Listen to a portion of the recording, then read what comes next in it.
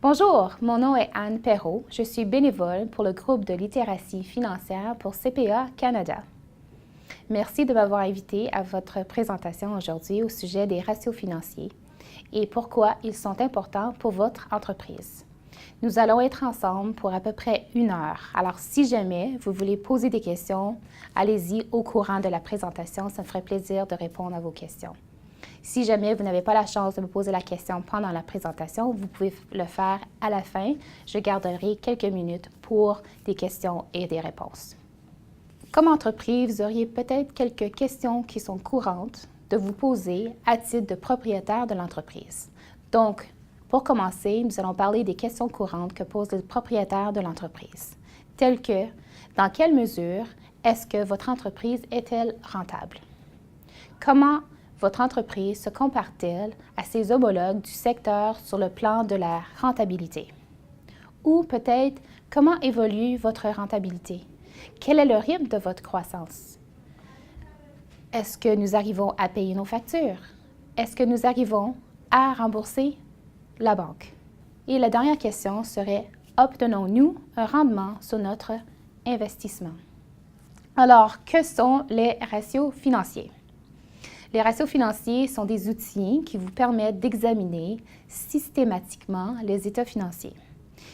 Ils évaluent votre rentabilité, ils analysent les tendances, ils mesurent la croissance de l'entreprise, ils évaluent votre capacité comme entreprise de repayer un emprunt et c'est aussi une évaluation de la capacité de payer les factures. Les ratios financiers sont comme des jauges du tableau de bord d'une auto. Ils montrent ce qui se passe dans l'entreprise. Que veut dire le mot ratio? Un ratio est simplement un outil permettant de comparer un chiffre à un autre. Les ratios constituent généralement une meilleure source de comparaison que la simple lecture des chiffres sur les états financiers. Au cours de cet atelier, nous allons aborder certains ratios financiers. Comme j'ai mentionné auparavant, les ratios sont comme un jauge du tableau de bord de votre voiture. Ce sont des indicateurs qui vous informent du fonctionnement de votre auto ou de votre entreprise. Dans votre auto, vous pouvez avoir un jauge de l'essence, un jauge du niveau de température, un indicateur du pression d'huile ou encore un indicateur du charge de la batterie. Si l'un ou l'autre de ces indicateurs se trouve dans une position hors de la zone de sécurité, par exemple, si la jauge d'essence est à 0, le jauge de température se retrouve dans la zone rouge, ou si la batterie n'a pas de décharge, ou le véhicule, on sait évidemment que le véhicule ne bougera pas. De même, si les ratios de votre entreprise se situent en dehors de la zone appropriée, il indique la présence éventuelle de problèmes dans votre entreprise. Pour commencer, nous allons comprendre les ratios de rentabilité. Les ratios de rentabilité mesurent les profits et les rendements générés par votre entreprise. Il y a 5 principaux ratios de rentabilité. Il y a, premièrement, la marge brute. Ceci est le profit découlant de chaque vente. Deuxièmement, il y a la marge d'exploitation. C'est le profit découlant des activités. Troisièmement, il y a la marge nette. Ça, c'est le résultat net. Quatrièmement, il y a le rendement de l'actif. C'est le profit ou le rendement en fonction des actifs utilisés. Et cinquièmement, c'est le rendement des capitaux propres, donc le profit ou le rendement revenant au propriétaire. Donc, cette diapositive vous représente la rentabilité de votre entreprise. Alors, nous allons examiner les marges. La marge brute est une mesure du pourcentage de profit qu'une entreprise réalise sur ses ventes. La formule pour la marge brute est la suivante. Le bénéfice brut, qui est indiqué dans l'état des résultats, divisé par le chiffre d'affaires ou les produits, que l'on trouve également dans l'état des résultats. Dans notre exemple, le chiffre d'affaires de l'entreprise s'élève à 50 000 et le coût des marchandises vendues à 18 000, ce qui donne un bénéfice brut de 32 000. Si l'on divise 32 000 par 50 000, on obtient une marge brute de 64 %. Notre entreprise fictive, ici dans cet exemple, réalise un bénéfice brut de 0,64 sur chaque 1 de vente en moyenne. Maintenant, la marge d'exploitation est une mesure de la rentabilité de l'entreprise compte tenu des charges d'exploitation. Donc, la formule pour la marge d'exploitation, donc ce ratio-ci pour la marge d'exploitation, est semblable à celle pour la marge brute. Sauf que le numérateur est le bénéfice d'exploitation que l'on divise par le chiffre d'affaires. Dans notre exemple, l'entreprise réalise un bénéfice d'exploitation de 9 167 $, lequel est divisé, encore une fois, par le chiffre d'affaires de 50 000 $, donc ce qui donne lieu à une marge d'exploitation de 18 %. Notre entreprise fictive, dans cet exemple, réalise un bénéfice d'exploitation de 0,18 $, donc 18 sous, sur chaque dollar de vente en moyenne. La marge nette, maintenant. La marge nette est une mesure de la rentabilité globale de l'entreprise une fois que les charges, les paiements d'intérêts et les impôts ont été payés. La formule pour la marge nette est la suivante. Le bénéfice net est divisé par le chiffre d'affaires. Donc, dans cet exemple ici, le bénéfice net est de 5 471 $, ce qui est divisé par le chiffre d'affaires de 50 000 $, et ce qui donne une marge nette de 11 %. Dans cet exemple ici, on réalise un bénéfice de 11 sous, ou 0,11 $, sur chaque dollar de vente en moyenne. Maintenant, pour la marge brute et la marge d'exploitation et la marge nette, elles varient selon le type d'entreprise. Ainsi, votre entreprise ou les entreprises axées sur la clientèle dégagent généralement des marges plus élevées que les entreprises axées sur les activités d'exploitation. Une petite remarque pour vous comme animateur, c'est de vous préparer avant votre présentation, de faire la recherche sur certains ratios ou certaines marges qui pourraient exister pour l'auditoire dans votre salle, dépendant de l'industrie dans laquelle errent certains de vos gens qui sont là pour la présentation et le genre d'entreprise dans lequel ils errent. Afin d'examiner la rentabilité de cette entreprise, nous vous présentons le bilan de la société XYZ. Nous avons les actifs à la gauche, les actifs à court terme de 60 000 $, des immobilisations corporelles de 40 000 $ pour un total de 100 000 $. À la droite, vous avez le passif à court terme de 35 000 $ et le passif à long terme de 25 000 $ pour un total de 60 000 $. En ajoutant les capitaux propres de 40 000 $, nous avons donc total du passif et des capitaux propres de 100 000 $. Alors ici, pour calculer le rendement de l'actif et le rendement des capitaux propres, il faut prendre les données du bilan sur les actifs et les capitaux propres.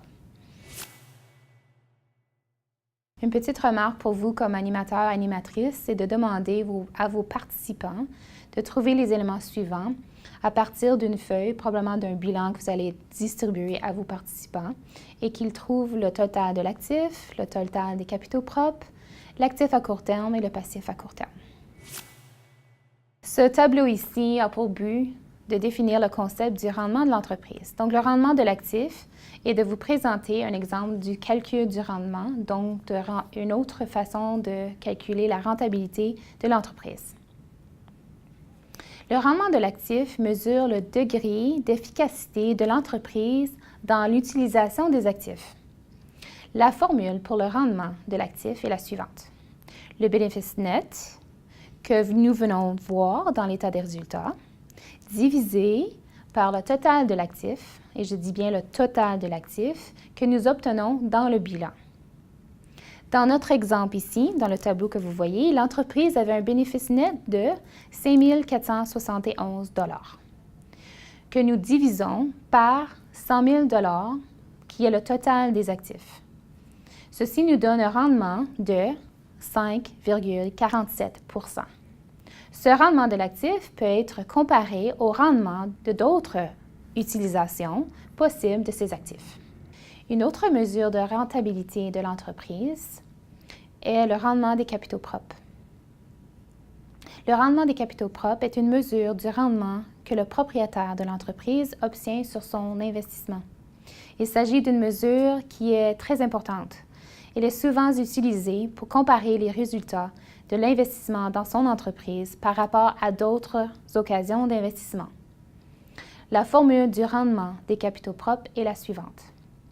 C'est le bénéfice net divisé par les capitaux propres que nous obtenons dans le bilan. Dans notre exemple ici, nous divisons le bénéfice net de 5 471 $ par les capitaux propres de 40 000 $. Évidemment, qui se trouve dans le bilan aussi. Le rendement des capitaux propres, dans notre exemple, est donc de 13,68 %. Le propriétaire de l'entreprise peut comparer ce rendement avec d'autres formes d'utilisation de son argent ou de son investissement, comme d'autres occasions d'affaires ou d'autres investissements dans d'autres entreprises, ainsi qu'avec le rendement de comptes bancaires ou d'autres types d'investissements personnels. Alors, pour vous comme animateur ou animatrice, nous vous recommandons de faire le lien à ce moment-ci avec l'activité de la chasse au trésor. Les ratios, comme nous avons dit auparavant, sont de très bons outils qui nous permettent de comparer votre entreprise avec d'autres entreprises du même secteur. Ils peuvent faire des comparaisons avec les données du secteur ou des associations sectorielles, ou faire des associations sectorielles. Ils peuvent faire des comparaisons avec des sociétés ouvertes également. Et vous pouvez aussi faire des comparaisons avec vos concurrents. Les bases de données des universités, des gouvernements ou des associations sectorielles peuvent être une excellente source de données comparatives. Alors, si vous connaissez ou vous êtes près d'une université, vous avez accès aussi en ligne pour ces ressources, c'est à recommander pour faire une comparaison pour votre entreprise et son propre secteur. Dans le cas d'une société à capital fermé, il n'est pas toujours possible d'obtenir des données sur vos concurrents parce qu'ils sont aussi des sociétés à capital fermé. Alors, on peut souvent trouver auprès des associations sectorielles des données relatives à des secteurs d'activité en particulier. Par exemple, un propriétaire peut comparer sa rentabilité par rapport aux données de ces associations sectorielles. Il est également possible, dans de nombreux cas, de comparer les rendements de sociétés à capital ouvert exerçant leurs activités dans le même secteur que vous. Les sources de données sur les concurrents sont notamment les bases de données des associations sectorielles que je viens de mentionner et les universités. Ainsi, ces données qui sont cumulées par les recensements des gouvernements et les bases de données de divers ministères dans les sphères du commerce nous sont très utiles. Une remarque pour vous comme animateur ou animatrice, c'est de mentionner à vos participants des ressources que vous aviez utilisées dans le passé afin de comparer les entreprises à leur secteur, alors d'un concurrent à l'autre. Une autre mesure de rendement pour votre entreprise est de bien comprendre la liquidité de votre entreprise. Les ratios de liquidité mesurent la capacité d'une entreprise de payer ses factures. Alors, les principaux ratios de liquidité sont les ratios de liquidité générale et les ratios de liquidité relative. Par exemple, une entreprise qui ne dispose pas suffisamment de trésorerie ou d'autres actifs liquides pourrait avoir de la difficulté à régler ses factures au gré des échéances. Un point important à vous mentionner à titre de propriétaire d'entreprise ou errant dans une entreprise, c'est que votre banquier ou un investisseur évaluera aussi votre entreprise selon un ratio de liquidité. Alors, il utilisera presque toujours les ratios de liquidité pour l'aider à déterminer la santé financière de votre entreprise. Il y a quelques secondes, je vous ai mentionné le ratio de liquidité générale. Alors, cette diapositive vous présente le concept et le calcul du ratio de liquidité. Et on vous donne un exemple de calcul. Alors, le ratio de liquidité générale donne une mesure de la capacité d'une entreprise de régler ses factures de l'année. Le ratio de liquidité général compare le montant de l'actif à court terme. Ici, on parle de l'actif à court terme et non le total de l'actif. Alors, l'actif à court terme de l'entreprise avec le montant de son passif à court terme et non pas le total de le passif. Donc, le passif à court terme. Rappelez-vous que par définition, l'actif à court terme inclut la trésorerie ainsi que les créances et les stocks. Rappelez-vous aussi que le passif à court terme, par définition, inclut les factures à payer dans l'année et le passif à court terme inclut généralement les créditeurs ainsi que le remboursement du capital des emprunts et les autres paiements à faire dans les prochains 12 mois. Dans notre exemple ici, en utilisant le bilan de la société XYZ que je vous ai présenté il n'y a pas longtemps, nous voyons que l'actif à court terme s'élève à 60 000 et le passif à court terme à 35 000 En divisant ces deux montants, on obtient un ratio de 1,7. Un ratio de liquidité générale de 1,0 ou plus indique que la capacité de régler les factures de l'entreprise est bonne. À titre de notion, sachez qu'un ratio de liquidité générale de 1,0 ou plus indique la capacité de régler les factures. De nombreux prêteurs recherchent un ratio de liquidité générale supérieur à 1,5. L'autre ratio de liquidité est le ratio de liquidité relative. Il fait une comparaison des actifs disponibles et réalisables et du passif à court terme. Les actifs disponibles et réalisables comprennent la trésorerie et les créances, mais ne comprend pas les stocks. Le passif à court terme correspond aux factures à payer dans l'année, donc dans les prochains 12 mois. La formule donc du ratio de liquidité relative est l'actif à court terme moins la valeur des stocks divisé par le passif à court terme. Dans cet exemple, l'actif à court terme moins les stocks est de 40 000 qui est maintenant divisé par 35 000 de passif à court terme qui nous donne un ratio de 1,1. Une entreprise qui est saine a un ratio de liquidité relative d'au moins 1,0.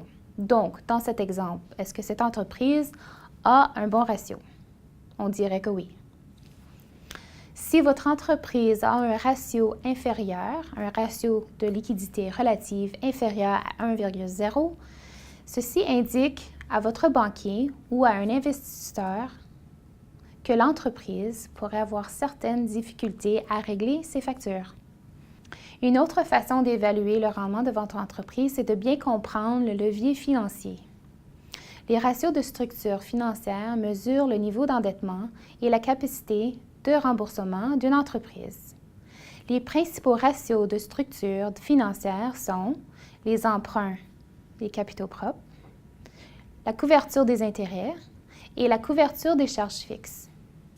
Les banquiers utilisent souvent les ratios de structure financière comme principal outil pour la prise de décision en matière de prêt. Alors, c'est un bon outil à comprendre. Une bonne chose à savoir, c'est que les ratios de structure financière mesurent le niveau global d'endettement d'une entreprise, ainsi que sa capacité de rembourser ses emprunts, tant les emprunts existants que ceux à venir. Le premier levier financier est le ratio emprunt-capitaux propres. Celui-ci compare les emprunts ou les autres dettes à l'investissement des propriétaires. La formule pour ce levier financier est total du passif, selon le bilan, divisé par les capitaux propres également du bilan. Une entreprise saine compte sur les investissements des propriétaires et non seulement sur des emprunts. Donc, les banquiers recherchent un ratio emprunt-capitaux propres peu élevé. Dans cet exemple, le total du passif s'élève à 60 000 et les capitaux propres s'élèvent à 100 000 ce qui donne un ratio emprunt-capitaux propres de 0,6. Les entreprises ont recours à deux principales sources de fonds pour leur démarrage et leurs dépenses en immobilisation, telles que les emprunts et les investissements des propriétaires. La plupart des entreprises font appel à une combinaison de ces deux sources. Bien que certaines entreprises ne contractent aucune dette et comptent seulement sur leurs capitaux propres, le contraire, soit une entreprise presque entièrement financée par emprunt, sans capitaux propres, est très rare. En général, les banquiers souhaitent ou ne souhaitent pas être l'unique investisseur dans une entreprise. Un autre levier financier examiné pour votre entreprise serait le ratio de couverture des intérêts. Ce ratio indique si l'entreprise génère un profit suffisant pour couvrir ses intérêts débiteurs, donc les intérêts rattachés aux emprunts. Le ratio de couverture d'intérêts a la formule suivante. Bénéfice d'exploitation divisé par les paiements d'intérêts. Donc, dans cet exemple, nous avons un bénéfice d'exploitation, qui est le bénéfice d'exploitation avant amortissement, de 9 167 $. Il est divisé par les paiements d'intérêt de 750 $. Nous avons donc un ratio de couverture des intérêts de 12,2 fois. Les banquiers recherchent souvent un ratio de couverture des intérêts ou préfèrent chercher un ratio de couverture des intérêts d'au moins 2,0. Donc, dans ce cas-ci, je crois que le banquier serait très content. Une autre façon d'évaluer votre entreprise est à partir d'un autre levier financier. C'est le ratio de couverture des charges fixes. Alors, ce ratio indique si l'entreprise génère un profit suffisant pour payer toutes les charges fixes. Donc, la formule pour le ratio de couverture des charges fixes est le suivant. C'est le bénéfice d'exploitation plus le paiement au titre de la location d'actifs divisé par les intérêts, le capital et le paiement au titre de la location d'actifs. Donc, dans cet exemple ici, nous avons un total du bénéfice d'exploitation et des paiements au titre de la location d'actifs de 11 167 $. Nous avons un total d'intérêts, de capital et de paiement au titre de la location d'actifs de 2 750 $, ce qui nous donne un ratio de couverture des charges fixes de 4,1 fois. Le ratio de couverture des charges fixes ou des paiements fixes suppose qu'une entreprise a recours à l'emprunt comme source de fonds pour l'achat des matériaux ou du matériel. Toutefois, de nombreuses entreprises louent leur matériel plutôt que de l'acheter. Alors, au moment de la prise de décision sur l'octroi de prêts, en plus de regarder la capacité de l'entreprise de faire ses paiements d'intérêt, les banquiers vont évaluer souvent sa capacité de faire à la fois ses paiements d'intérêt et ses paiements au titre de la location d'actifs. Une autre façon de bien connaître la rentabilité de votre entreprise est de comprendre les taux de croissance. Les taux de croissance vont comparer la variation relative des valeurs d'une période à l'autre. Alors, elles déterminent ce qui augmente et ce qui diminue, ce qui ne bouge pas, et aussi pour détecter les tendances et ainsi analyser les changements touchant les produits ou bien les stratégies prises par l'entreprise. Un taux de croissance est calculé comme suit. C'est la valeur de clôture moins la valeur d'ouverture de l'entreprise divisé par la valeur d'ouverture. Les taux de croissance sont aussi appelés pourcentage de variation. Le pourquoi d'analyse des concepts de taux de croissance, c'est de regarder la différence entre les valeurs dans un état financier d'une période à l'autre, comme j'ai mentionné auparavant. Alors, il est souvent difficile de comparer l'évolution, soit à la hausse, soit à la baisse, des chiffres entre eux. Donc, les taux de croissance ou le pourcentage de variation peuvent servir à faire une analyse systématique des changements survenus dans les états financiers de l'entreprise. Voici un exemple comment examiner les taux de croissance. Dans ce cas-ci, l'entreprise analyse l'ajout d'un nouveau produit. Il pense que les ventes augmenteront de 10 000 $. Il pense que les charges augmenteront également. Mais quel élément augmentera le plus? Nous avons ici un exemple de l'état des résultats de cette entreprise. Nous avons des produits en mars et des produits en juin. Donc, nous avons des produits à 50 000 $ et ensuite à 60 000 $. Nous avons aussi le coût des marchandises vendues qui a augmenté de mars à juin de 18 000 à 21 900. Ensuite, nous regardons les charges d'exploitation. Nous voyons que nous avons 22 833 en mars et 27 583 en juin. Alors, quel est le taux de croissance pour chaque item? Alors, pour vous, comme animateur ou animatrice, c'est le moment de l'activité. Alors, pour cette activité, vous allez demander à vos participants de trouver un partenaire et de calculer le taux de croissance. Demandez-leur de calculer le taux de croissance pour chaque item et ensuite d'être prêt pour une discussion sur chaque sujet. Une autre façon d'évaluer votre entreprise est d'analyser les tendances. C'est un bon outil de gestion financière. Ceci fournit des indications sur la santé de votre entreprise. Alors, on analyse les informations de l'exercice considéré et les exercices précédents. De cette façon-là, nous pouvons détecter les tendances qui sont positives et les tendances qui peuvent être négatives. De cette façon, l'analyse des tendances fournira une indication de la santé de l'entreprise au fil du temps. Une des tendances que vous pouvez analyser, c'est l'analyse des tendances des marges. Nous avons l'analyse des tendances de la marge brute. Vous pouvez faire l'analyse de la tendance de la marge d'exploitation. Vous pouvez aussi faire l'analyse de la marge nette. Alors ici, dans ce tableau, nous avons fait l'analyse de 2013 à 2016. Vous pouvez donc créer un tableau de bord pour suivre les tendances favorables et défavorables des principaux indicateurs.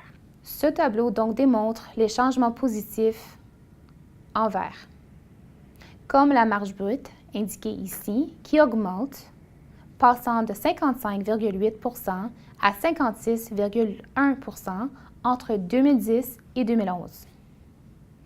Nous avons aussi indiqué les changements négatifs en rouge, comme la marge d'exploitation qui diminue, soit passant de 12,7 % en 2012 à 10,7 % en 2013.